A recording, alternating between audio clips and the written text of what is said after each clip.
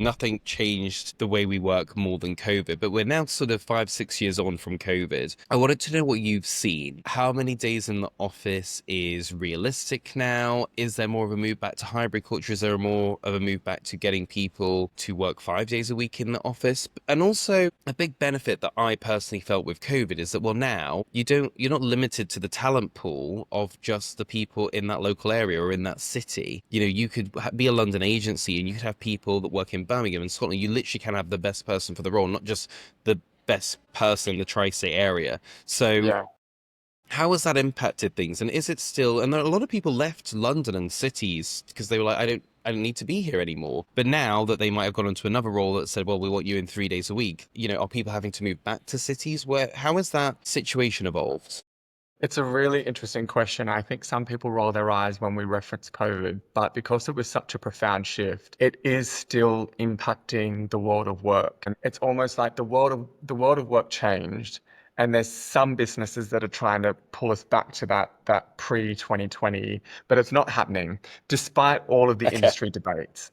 So we see it in the news. There's the big global CEOs of companies even outside of PR, but just in general that are we're 5 days back in the office. I think Amazon was one of them.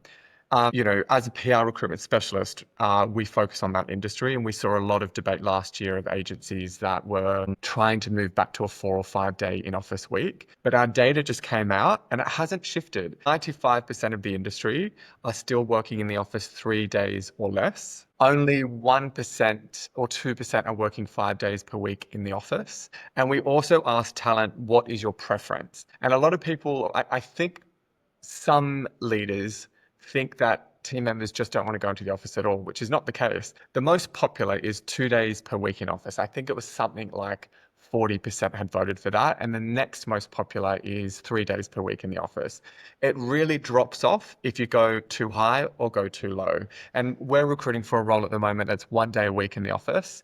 And we've had a few candidates reject it because like, no, I want and one of the candidates actually is coming from a pure remote agency, and he feels like his growth has been stunted. So it has shifted. There's not a lot of fully remote opportunities out there. There are a handful of businesses that are doing kind of 1 day per week in the office or a few days per month in the office. And so I would say, yes, you need to be probably based in one of the main hubs for certain industries, and PR being one of them. I think it would be difficult to find a pure remote. What about people that say that they want to live out of London and and I know that we've got some people that do this, that they commute in and they do 1 day a week in the office, or they do sort of they'll come in, do 1 day, maybe stay overnight, and then do the second day. Does that happen a lot, or is that It is that the does kind of things that happen. you negotiate? Yeah, you can negotiate it. If you've got a really great CV and the business thinks, well, okay, we definitely need to interview this person, but they only want to come in 1 day a week or, once a fortnight, we do see that sometimes be negotiated. It really depends, I think, on where the business is at in their culture. Some businesses really need the extra body count in the office to add to the culture and the vibe.